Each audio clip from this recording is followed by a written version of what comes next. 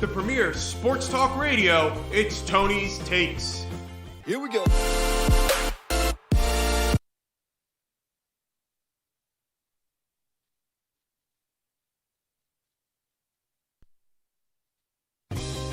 The premier sports talk radio, it's Tony's Takes. Here we go.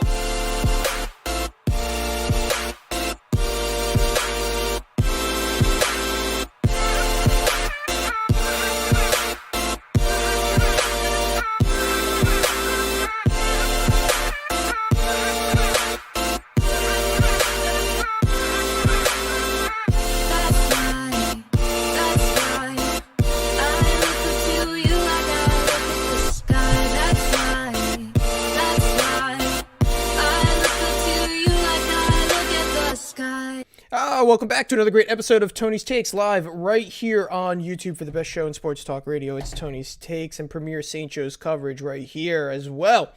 On today's episode, you know it, we're talking about the great win that the St. Joseph's Hawks had over the LaSalle Explorers. And so we're going to be diving in exclusively to college basketball on today's episode, from Ryan Daly's comeback to Jordan Hall's emergence as a true talent, to the overtime win, to Coach Ashley Howard being ejected. This game had everything that fans of Big Five basketball could ever hope for. And of course, if you're just tuning into us for the first time ever, please, while you're here, make sure to subscribe and like the videos. Subscribe to the show and double click the notification bell. That way you get notified every time we go live. And if you're listening to us live on YouTube, we know that the show gets put on Apple Podcasts for some replays. But if you're listening to us on YouTube live right now, if you chat in the chat, we will read the chat. Real situation goes, Rush Limbaugh is a disgrace. Don't disgrace the good man's name. He's great, the greatest broadcaster ever. Let's get into it, though. Let's get into what matters. Sports, right? The one thing that we all come here for. And in their first game back from a COVID break, the St. Joseph's Hawks have upset the LaSalle Explorers with a 91-82 overtime win. This was the second game between these two Big Five rivals, and the game was also the first conference win for a struggling St. Joe's Hawks. In fact, the Hawks had a 0-9 record in the Atlantic 10 heading into this game. The matchup had everything fans could hope for, though, from coaching ejections to buzzer-beating shots. It had all the drama of proper Big Five basketball. The only thing that could have made this better was if it was played at the Palestra and I was there to watch it. And the headline story for this whole game is the return of Ryan Daly. Daly, who led the Hawks in scoring after being out weeks from an injured wrist. He had 30 points, 7 rebounds, 2 blocks. And he seemed to have his way in the lane whenever he wanted it. He didn't shoot that great from outside, but inside the paint, driving to the lane with Kimbrough and Clifton Moore standing in the paint for LaSalle, Ryan Daly put his head down and scored multiple times near the rim. And in addition to Ryan Daly's exciting return, St. Joe's also received a major contribution from freshman phenom Jordan Hall. Taylor Funk also helped the team out, but really the story is Ryan Daly returning and playing so well, and Jordan Hall being the future of St. Joe's basketball. Jordan Hall finished with 22 points, 12 rebounds, 10 assists. Now, for those who aren't math majors, that's a triple-double. How many people do you know get triple-doubles in college? It's rare. Now, it happens, but it doesn't happen that often. You play less minutes on average in college. The roles are less defined in college. Not everyone has the skill set to do that. How many well-polished players do you know? Usually guys who get a lot of assists in college are a little bit smaller. They're point guards. They're true point guards in the nature that how point guards usually used to be in the NBA and in college. But Jordan Hall, no, he's different. 6'8". Can handle the ball. Can rebound, no problem. Can play defense, no problem. How many times do we see him guarding the post? That happens a lot. And he can score, no problem. He's shooting threes, comfortably shooting threes. Stepping right into it on the way down the court. A player with that confidence is invaluable. And he is going to be the best player in the conference at some point in his career at St. Joe's. Anyone with two brain cells who can rub them together for a thought will be able to recognize the talent that Jordan Hall is. He is a cornerstone, pivotal player, a diamond in the rough. Now, the smart people at Tony's Takes and the great followers of this podcast know that we were in on it before anyone else was. We were in on it before anyone was talking about Jordan Hall. Before the Philly Inquirer was ever writing about him, we knew the talent that was there. And everyone wanted to write St. Joe's that the story was the season's Ryan Daly's, which is true. Heading into this season, I could agree that we would all be talking about Ryan Daly. But we all knew what Jordan Hall had before anyone else could say they knew. This show, who pays attention to all things St. Joe's basketball, knew that Jordan Hall had the height, the athleticism, the talent, and the knowledge. Right? That's the most important thing about Jordan Hall. Let's look at the buzzer-beating shot that he shot against LaSalle. There was athleticism involved. He had to get to the rim. Sure. There was finishing ability, which for him, his finishing ability is what needs to improve. If he can finish around the rim, look out. He can finish somewhat, but imagine if Jordan Hall with hit that size could finish at the rim like Ryan Daly. Now we're talking about a really scary player. But back to my original point. That final basket. What is he doing as he runs down the court? He makes the decision in his mind. That play was all about knowledge. It was all about brain power. Do you have the basketball IQ and the awareness and the acuity to grab a rebound, know that you have to grab the rebound? And you could actually see he stopped and doesn't grab it to make sure that everyone's set before he runs the clock down. But anyway, do you have the mental awareness to grab the rebound, knowing that there's only 4 seconds on the clock? They didn't call a timeout. They just ran down the court.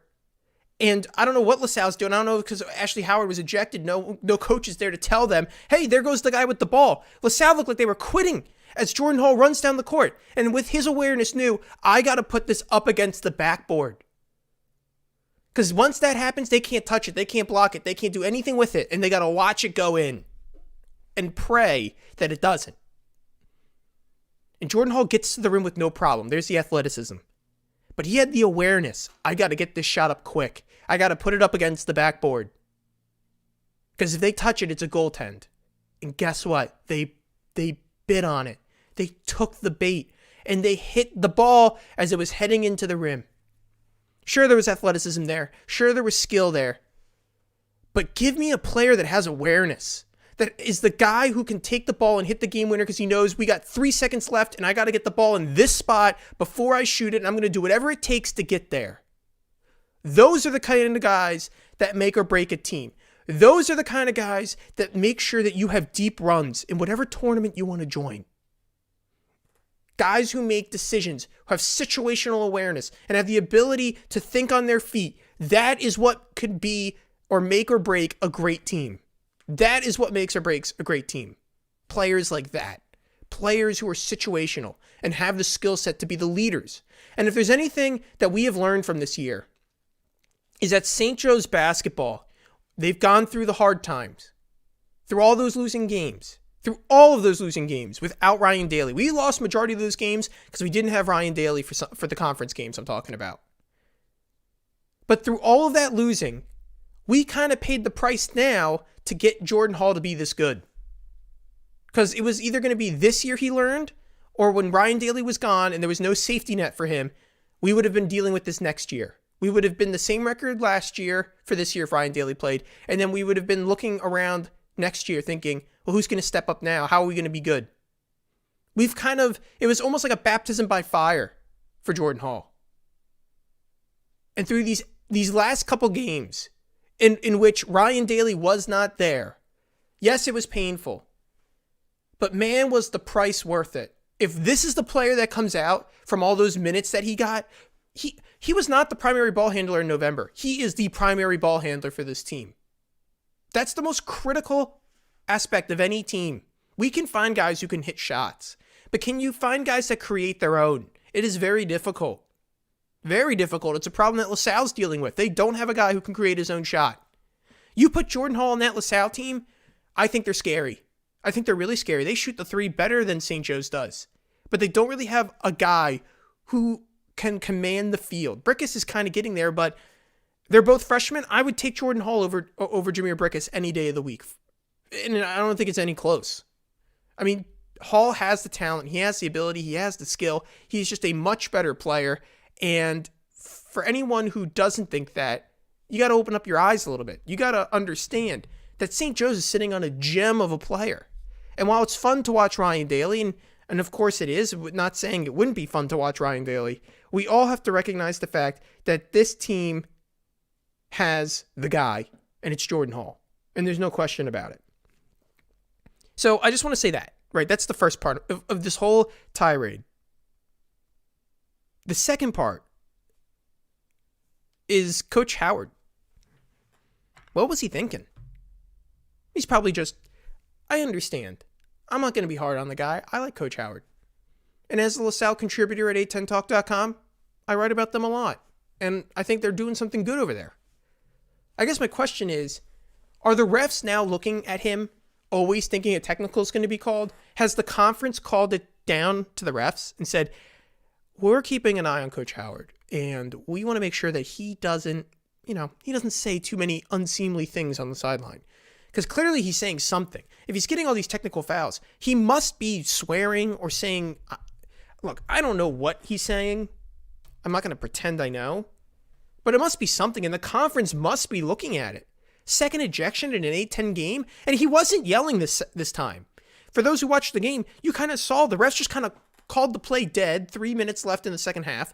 They call the play dead, and they issue the technical. You didn't hear it on the camera. You didn't even see him really running down the sideline yelling like coaches usually do, like running towards the scorer's box. He didn't do any of that. It looked like he was kind of just talking to himself, or like, this is crap, or something like, where he's just like mouthing off to himself, not really yelling or pointing it towards any one of the refs. I don't think anyone who's just like steaming to themselves, thinking about their own thoughts, I don't think they should be penalized. If you're swearing to yourself or murmuring to yourself or mumbling, because sometimes you get angry, like, you're just a little frustrated and you have to let it go. You have to blow some steam. As long as it's not directed at a ref or an opposing player, I don't know if you really can call it technical. Now, the ref, to get the ref side, maybe he did say something that was worth giving a technical. It's just usually the body language tells you what these people are thinking when they go and issue a technical, or when they try to attempt to say something to a ref, and you can know when it's being blown out of proportion or when it isn't. But this game didn't seem like that. Not with this technical. No, it didn't feel like that. It felt like the type of game or the type of transaction where he's just talking to himself. And they gave him one. And it really hurt the team, right? Getting a technical like that hurts your team. No one is able... Look, they got pushed to overtime. LaSalle did. You think they were ever willing or ready for that? And now they're caught off guard without their primary coach, the guy who's going to troll up the plays. And LaSalle absolutely fell apart in overtime. They went on St. Joe's went on a 3-14 run. Let me get that correct, on LaSalle in overtime. Don't tell me that's not coaching. Don't tell me that's not in the coach's wheelhouse to gather his players and say, okay, this is overtime. We got to buckle down. Compare that to St. Joe's. Billy Lang had the fellas in the huddle. We're going to win this. We just pushed it to overtime. They're on their heels. We have the momentum, because it happened to St. Joe's against URI, right? We were the team that they scored on in overtime, and URI used that momentum to build that. We've got it. We've caught them off guard. We got the extra point. They were ready to relax, and you can't relax to the last buzzer, folks. You can't do it. And that's what LaSalle did yesterday. And without your coach there for overtime, you're dead in the water. If he can't rally the troops after that, after you just gave up the point and clearly you're flat on your feet when Jordan Hall comes running by you, and you don't have your coach, yeah, good luck. Okay, on the phones, we've got Tommy in Delaware on the line. He's dealing with the haters on Twitter, which is normal for Thomas. And he's calling in to talk about a great Hawks win. Tommy, how are you? Doing great. How about yourself, Tony? It's Sunday. It's great. I'm a little more penitential in this Lent season, but sometimes it's okay to get fired up for the Hawks, especially after a big win. There you go. There you go. Yeah, I mean, it was a big win.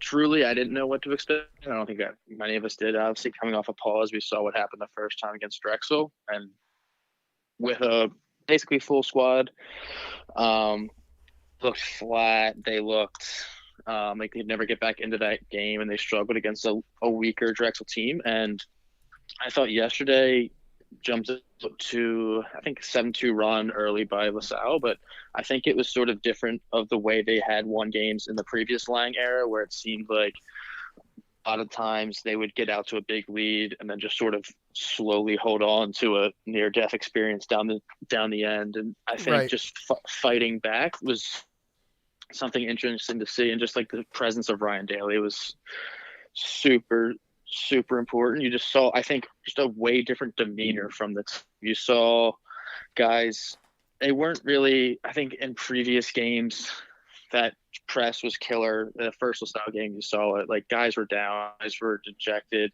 and you just knew that inevitable 17-20 point run by the other team was inbound, and it was just going to be curtains for the last 10 minutes of the game. But I thought they just grinded through. I mean, they got a few lucky breaks with the technicals, but I mean, just making a lot of plays. I think Daly not being the primary ball handler was huge for him. He got way more opportunities to just drive off the ball to the basket without being the ball handler the entire game. So it was a super important win for a lot of those guys. I know we mentioned it yesterday that you could just see them actually excited and happy, which was something that obviously a 2-win team you don't see, but I think it was a huge win for their confidence going forward. And just the way they played in overtime, I think did LaSalle score in overtime? 3 Maybe points. towards the end. We literally locked them down on defense. It was quite incredible. We were swiping at the ball and really giving them some issues. Yeah, I mean, Jadrian Trayson had 2 huge steals through the post. I thought LaSalle's decision-making through the game was kind of questionable. I mean, St. Joe's doesn't have an answer for Kimbrough, and I don't understand why he wasn't more of a focal point. But Or Clifton I'm not- Moore. Clifton Moore could have his Yeah. way down there, and he scored 7 points or something like that. Yeah, I mean, I'm not going to complain. I thought Billy did a good job in overtime. Daly scored 10 points, I think it was, and that dagger of a 3 in the corner. So I think just a huge performance by him. Obviously, Hall, like to see him playing with that swagger. Almost got teed up after that end one. And then they gave it to LaSalle instead. That was great. But I think it's just a huge win. It's nice to see. It's, I think, a relief off everybody's backs to get that first conference win. How about Better than just limping into the offseason. Oh, no, 100%. This is a confidence builder. And I said, now we're a team that we could walk in and upset Dayton. Mm-hmm. Now, call me crazy. Everyone, people who are listening who are fans of A10 Talk would say, oh, you're crazy. But what has this conference shown us? Anyone can beat anyone. And St. Joe's has a little bit of swagger with a player that Dayton might not be able to match up with too well. And they can't shoot. Dayton cannot shoot like St. Joe's possibly can. Now, St. Joe's statistical record throughout the season has been terrible, but with a consistent shooting lineup, we have scorers that can do it. I want to bring up 2 things, Thomas. One, you say the team was lost in overtime for LaSalle. Coach Howard can't get ejected. I don't know what he's saying to the refs. I wish I was there. This game was not the same as the St. Bonnie's one. You're like, okay, I understand. He's clearly yelling. This one, he looked like he was talking to himself, and he still gets the technical. I think the conference has put word in. They are keeping an eye on him in most of these games. And the other thing I want to bring up real quick, you can answer either one, is the 3-quarter press. I texted you this yesterday. LaSalle, Jordan Hall is prone to turnovers. He is the leader in assists in the conference. He is also the leader in turnovers. How do you drift away from the 3-quarter press, which clearly forces him and traps him and makes him, have unwanted mistakes? From a coaching perspective, I wish I could ask Coach Howard that as well. These are 2 points that maybe he needs to look back on going forward. Yeah, the press was really questionable because St. Joe's really didn't. I mean, they've struggled with that consistently. Hall got abandoned multiple times in the backcourt and was trying to go 1-on-3 or getting trapped in some cases, and it seemed they never really found a true answer for it. So that was a bit questionable because LaSalle did find success when they could get out and run and get in transition. You saw that when they sort of chopped down on that 6-point late, they got a few breakaway turnover points. And I felt like they could have continued that on the press. So that was a bit questionable. I'm not sure exactly what Howard said on the technical. Obviously, it seemed that he was upset about, I think it was a no call on Ray going to the basket. But I know the color that's what it commentator was. mentioned something, but I thought it was a no call. I don't know. But it was technically a block. So I think he thought there was contact, but it was actually tallied as a block by Bishop. I don't know. I mean, it's a tough move. Obviously, it wasn't intended, but to put your team in that kind of hole in that position of the game it's tough to come back from. But I don't know. We'll see. It is his second time, so we'll have to keep an eye on that in the future. But it didn't seem like he was too animated. He must have said something, but yeah. For the listeners, we got a little surprise. I'm gonna tease it right now. Tommy is actually gonna be coming into the studio this week. Tommy, why don't you give us a little small tiny preview about what you're coming in for? All right. Well, first we can obviously build off another win, which would be huge. See what happens. Talk some date and breakdown on Wednesday, but we're gonna put to rest the long aforementioned conflict between St. Joe's A10 national media and the firing of who should not be named. Yes, don't say his name. Because we don't need people climbing out of the rafters to come after us. So we're just going to be looking reasons for that, where my viewpoints differ, where I see that it could not be defended anymore, and we're going to try and bring in some opposing thoughts and attempt to come into a peace agreement of the entire Hawk Hill community to move forward and stop wallowing in the past. This is a Treaty of Westphalia. There has never been such a divide among Catholics since the Protestant Reformation, and that is St. Joe's basketball. It is unfortunate, but I, Tony, will be the peacekeeper. I don't see Hawk Hill Hardwood doing this work. That's my job. I am the emotional support for St. Joe's, and that's why you come to Tony's Takes. Exactly. We've got numbers and cold hard facts, so it should be an interesting conversation. So we'll see how it goes. It will be a good one. I'm excited. Tommy, I look forward to you being here on Thursday with your monologue. We got a little bit of the meat locker in the studio, so it should be good. Thanks for calling in, Thomas. Yep. Good to see you soon, Tommy. Sounds good. Tommy Higley in Delaware. Always love hearing from Thomas, one of the original producers here on Tony's Takes, back when it was Rory and I heading up the studio and talking all things NBA. How much has the show grown? It's unbelievable. As I take a sip of water, the show has changed so much from its original inception as some blog boy talking about the NBA. Now we are on the forefront of St. Joe's basketball. And all the kids used to do shows on Radio 1851, whatever, talking with the Hawks and talking, and we do St. Joe's podcasts, and they were just never good.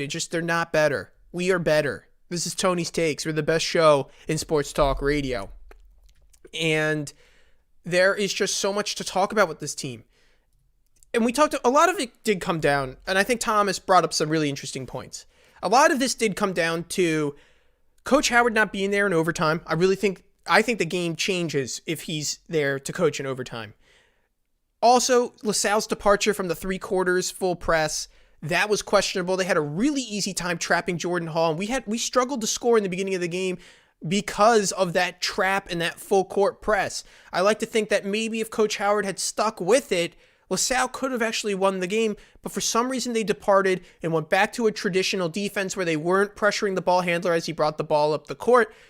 Ever since then, it just allowed St. Joe's to set up their offense a little bit easier, and it allowed the whole reason why LaSalle put a 3/4 press in was to force the turnovers and to keep the pressure up and the tempo up, right? LaSalle had a much higher speed of tempo playing because they don't have a traditional point guard. They don't have someone who runs the offense, and they rely heavily on turnover-generated points, especially against St. Joe's, a team that is prone to turnovers. Those are easy baskets. I said buskets. A mixture of baskets and buckets. They wanted to get those buskets so badly. They were pressuring the court. And then when they went away from it and they allowed St. Joe's to bring the ball up and they stopped getting turnovers, their offense just didn't have the same kind of fervor is the word I want to use. Didn't have the same kind of fervor to it and excitement. And it was a little more stagnated and a little bit harder to keep up with St. Joe's, who, while their half-court offense isn't the best, when they can set it up, at least they have somewhat of a chance, especially with Ryan Daly. And I just want to say this, with Ryan Daly against the non-conference schedule, look how much different it is, the conferences. Against, when we played the best in the conference, we couldn't get to the rim. Against LaSalle, it's like a hot knife through butter. It's like a hot knife through butter. And the reason for that is I think a lot of people go 0-9, 0-14, and a lot of those conference games were without Ryan Daly, who clearly can get to the basket against A10 opponents. And those conference games, non-conference games, they were hard. They were really difficult. And I think the narrative would be so different if Lang had taken the easy route and said, we're going to play, even if you had taken that game, that non-conference schedule, and put in a couple more cupcake games, we'd be talking about a whole different narrative around Billy Lang. But he didn't do that. And you could tell the difference between the top tier opponents in the NCAA and the A10. Ryan Daly has no problem getting to the rim against the A10. No problem getting to the rim. We would have been in every A10 game if Ryan Daly had played more of them. And we were in some of them very closely, like the URI game. So let's put the brakes on it. Let's put the brakes a little bit on it, and let's not use the bias of such a hard schedule to think that all is lost in despair and there's no hope. What we saw against LaSalle with this team, when it's finally firing on all cylinders, is a team that I think could have been 7-win team in the conference if they played all games. And they were all healthy. It's still a 7 to 8 win team, as I predicted earlier in the season. I really think that. I think that's the talent on this team. And that would have been a step in the right direction. All things would have been well. But we don't have that. We live in a flawed world. We live in an imperfect world. One where there's going to be hardship. One where things are not going to work out too well. And unfortunately for St. Joe's, that's what happened this year. But that doesn't mean we quit on Coach Lang. See, I was always and have always been a fan of Philadelphia sports. And the one thing that curses Philadelphia professional sports is the impatience of a fan base. The only time the fan base had ever been patient, might I say, the only time the fan base has ever been patient with Philadelphia sports was with the 76ers. And look how that turned out. They have the best player in basketball right now. The Eagles, notoriously impatient franchise. The Flyers, who cares? The Phillies, impatient. Some say that they bought in too much and traded away too many farm picks to get good all of a sudden. It happens. And Philly fans are demanding like that. And so when I see all these people go, fire Lang, especially people from outside the St. Joe's community, fire Lang, fire Lang, Lang's on the hot seat, blah, blah, blah. Yeah, okay, like from an outsider's view, sure. But if you really want St. Joe's to be great, you'll be patient. Because I've seen enough greatness, hints of greatness, where I'm not willing to put Lang on the hot seat. Okay, we're going to say that it's pressure versus hot seat. Whatever. Okay, fine. You can put whatever pressure you want on the guy. I won't, though, not yet, because I've seen enough. I know how much we had to rebuild, how little we've been rebuilding from, how little we had. And when you have such small amounts, patience is the only solution. Not impatience, but patience. And so after year 3, then we'll talk. But all during year 3, I will not say a word. I will not say a word against the man. I will not complain about St. Joe's. I might critique what can we do better. Like I said, less threes, please. And look, we can finally get to the rim. It looked better when we shoot less threes, when we can score inside. Ryan Daly shot 5 threes. He only scored 1 3. Majority of his points were inside the rim. When we go to the rim, we're actually a pretty functioning team. Okay, that's a critique. We can shift and we can manipulate and we can move around. That's fine. Let's do that. That's how we get better. But to say we got to blow it up, he's on the hot seat, you bring in a new coach, we're going to have to get all new recruits and wait another 3 years. Now that's 7 years of my life, and we're not going to live very long. So let's be prudent, temperate, have fortitude, good judgment, All of these virtues are needed to build a good team. Impatience, jealousy, envy, desiring more, asking for what's not yours. That's not a road to success. A road to success is patience, temperance, good judgment, fortitude. When things look bad, you're stronger. You have more resilience when things go bad. And you say, no, not as all is not lost. We can still salvage it. That's what good teams do. They use virtuous decision making and make the right decision and never use emotion, never use quick or snap judgment. They use more than just a year and a half of a window to make a judgment. And when they see contrary evidence like Jordan Hall, or when they win with Ryan Daly, or they understand that there has been so many close games that pushed to overtime that could have been wins, those are enough evidence to note, hey, this team's actually pretty good. They just caught a few bad breaks. And maybe the scheduling next year cannot be this difficult. It cannot. Right? For Lang's sake, for the fans' sake, we need Villanova on the roster. On the schedule. We need one more good team. The way the games were originally set up were perfect. If you look at St. Joe's non-conference schedule, a couple easy games, Kansas, Auburn, Villanova, but then you also had, I think we had Mount St. Mary's on there. Like those, okay, that we're sprinkling in. We had Drexel. Temple's not a really great team this year. We could have given them a little bit of a run. Sprinkle it in, mix it in. Let's have a well-balanced, let's not go and get, have our eyes be bigger than our stomachs.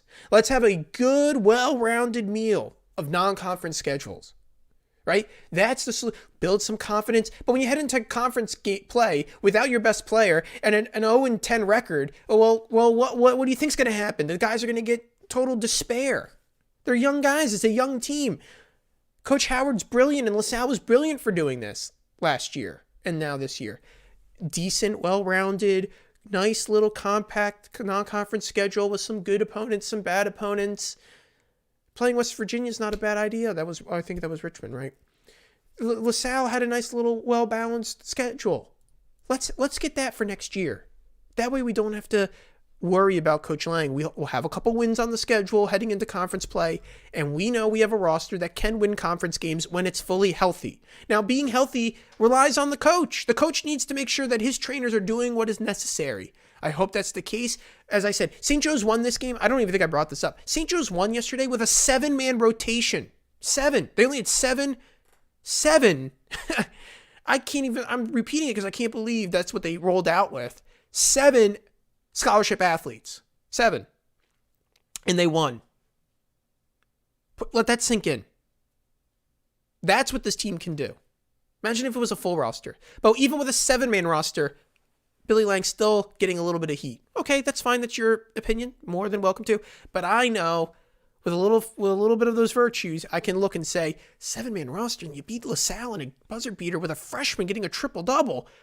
Wow, that looks like a really great building block. Oh, that non-conference schedule, that looked really difficult. Like, I don't know, the 3rd most difficult one in the country? Oh, well, let's use right judgment. Maybe that wasn't a good idea, but at least I know, well, the record kind of reflects playing the best in the nation. Yeah, that makes sense. I think I can understand now why this is happening. If you use that kind of thinking, you won't just be snap judgments. You won't need snap judgments. Oh, okay. We have a nice well-balanced next year, right? This is next year. Oh, we have a nice well-balanced non-conference schedule. Perfect. Well, we scheduled St. John's, and then we scheduled I'm just looking at LaSalle's. Perfect. St. John's, St. Peter's, Army. Who doesn't like to play Army? Drexel, Delaware. Then they play Maryland. Pretty decent team. But then now we get our Villanova game. Now we get our Temple game. Now we get a Kansas in there or an Auburn. Doesn't even need to be a ranked opponent. Oh, now that's a nice, well-rounded. We're going to get some little TV exposure. We're going to be able to play on national television. We're going to play against great competition to get our team a little bit more well-rounded, a little more skilled. Oh, perfect. And then we get those easy games. Oh, we're going to win. We're going to beat Howard, whatever. Okay, good. We got a little confidence booster. This team's that good. We're a roster or a non-conference schedule like that can get the roster ready for conference schedule. And we know that this team shouldn't lose to Fordham, shouldn't lose to LaSalle, really, shouldn't lose to George Mason. We are more talented than all those teams. It just never came together at the right time. And sometimes it's luck. At the end of the day, half of it is just luck. And you can't control everything. Which is fine. which is fine. You can't. Who said that we could control the future or we can control anything? We're just going to have to use a little bit of fortitude, dig down while things were hard, cherish the wins. We cherished the win that we had yesterday. We're glad that it happened. We're going to take away the keys to the game. We're going to understand what needs to get better. And we're going to go out and we're going to beat the competition next game. And we're going to do it again. And if we lose, we're going to see why we lost. But we're not going to just say we give up and we're going to get rid of everything. No, these guys have too much to play for. And we have too much talent here right now that can become something great that if we just get rid of Lang, we'll never know. Maybe in 3-4 years, we've had Jordan Hall here for 3 years and nothing's come together. Okay, then there could be questions. But we're St. Joe's. No one else is walking through that door. Unless you can tell me who the next guy is who's coming in. We're just going to hire another guy like Billy Lang, who comes from a program you have never heard of or was an assistant somewhere else. St. Joe's is not the premier place. As I've said, this is the place where we find the diamonds in the rough. We find the Jordan Halls and make them great. We find the Phil Martellis and give them the platform to make them great. I understand why fans are angry. They want to be good. We have a hungry fan base. We have a great winning tradition, better than anyone else in the conference outside of LaSalle. No one, and even better than LaSalle, because LaSalle, while they have one national championship, they don't have the consistent winning that St. Joe's has. They don't have the coaching pedigree that we have. We are the most historic program in Atlantic 10 basketball. And historic, great programs don't care what other people think. We do what we want to do, and we go out to dominate the conference in the future.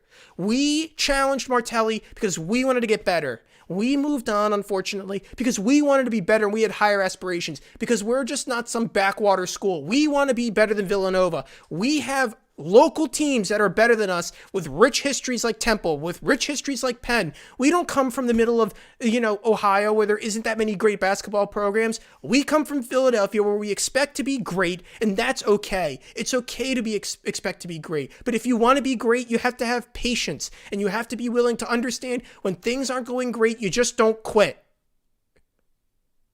We don't quit. We keep going. That's how you win. The great programs do that. They understand when they see the talent, and there is undeniable that there's talent now at St. Joe's, that we do have good players. Once you see that, I don't want to hear any more arguments. The talent is here. We are coming back. We are going to be back stronger and better than ever. We should not care what other schools think about St. Joe's. We should not care what other people say about St. Joe's basketball. Oh, you should have fired Billy Lang. What do you know? You don't watch the games. Why are you upset? Why should he be on the hot seat? Who are you to pass judgment on this team? You're not a fan of them. No, that's our job, because we know what the standard is. We know what great basketball is, because we've been doing it for 60 years, and no one does it better than St. Joe's, and never even try to tell me that. No one does it better than St. Joe's. And we do not care what they say. What we care about is greatness, winning, and we're going to do that. We have the cornerstones. We have the pieces. We just have another win. Things are looking up. It's worth being excited about. And there's nothing more to say. Other than that, well, that wraps up for today's show. A little monologue from Tony, a little 40-minute. I thought it would be good to talk about St. Joe's basketball, which it probably was. And I want to thank everyone for being in the chat. Real Situation goes, Rush Tony, Rush Morelli. Thank you, Graham, a man of my own heart. If you're new to the show and you're just tuning in, or this was your first episode ever of listening to Tony's Takes, thanks for tuning in. Really do appreciate it. Please make sure to subscribe while you're here and double-click the notification bell. That way you get notified every time we go live. On top of that, follow us on Twitter at Tonys_takes. Once again, that's at TONYS_TAKES. And if you want to get hot takes, questions on the mailbag, anything you want to say to Tony, email us, tonystakes.1851@gmail.com. That's TONYSTAKES.1851@gmail.com. All opinions and takes and questions get read on the show. That's a guarantee. I already said subscribe to us on YouTube. And if you're listening to us on Apple Podcasts, which this is the recorded version, then please make sure to leave a 5-star review. If you leave a written review with your 5-star review, we read it on the show. That's another Tony guarantee. Other than that, thanks for tuning in today to thanks for tuning in today to Tony's Takes. A lot of T's being said in this closing. Really do appreciate everyone listening. And of course, the Hawk will never die. Thanks for listening. We'll see you all this Thursday for another live edition of Tony's Takes. The premier sports talk radio, it's Tony's Takes. Here we go.